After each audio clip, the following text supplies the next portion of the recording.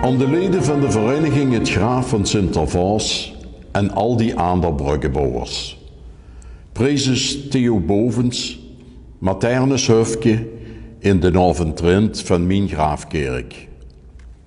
Beste Tij, met permissie wil ik dich even derangeren in alle voorbereidingen voor de komende heiligdomsvaart, dit jaar in juni, 1621 jaar nadat ik ben gaan hemelen.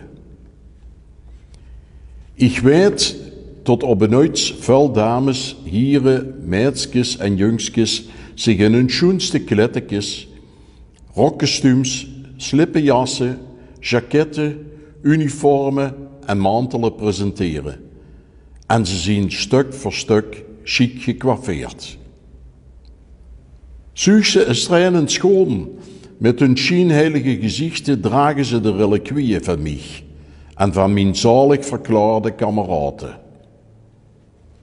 Ze slepen met drapo's, declameren teksten, zwijgen met de wieroksvaart en maken magnifiek muziek.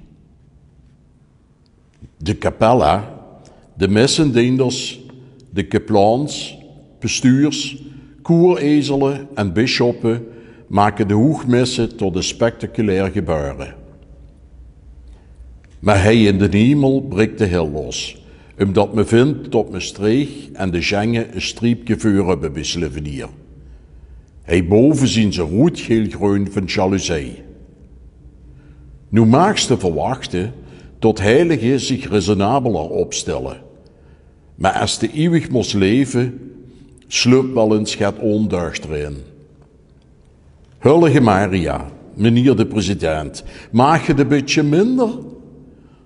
Moet het wel 155 evenementen, 7 exposities, 8 concerts en God weet wat nog allemaal zien? Maar stilletjes genedig van uw devotie gaandeweg de pelgrimage. En zo bouwen we samen een brug. Als we een 7-jaarlijks feest vieren.